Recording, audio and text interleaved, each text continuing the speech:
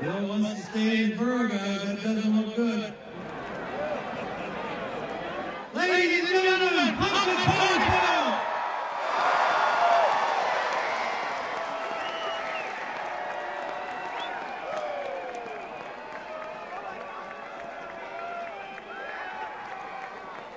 Okay, guys, it's over. Hear ye, hear ye. Now this February 2nd, 2014, the 128th annual trek of the Punxsutawney Groundhog Club at Gobbler's Knob. Punxsutawney Phil, seer of seers, prognosticator of prognosticator, was awakened from his winter nap at 7:28 by a huge crowd of his faithful followers. Phil looked to the sky and gazed around his stump.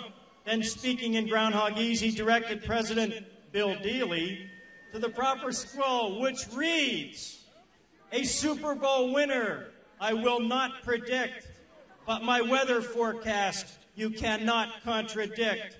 Why, that's not a football, but my shadow I see. It's 6 more weeks of winter. It must be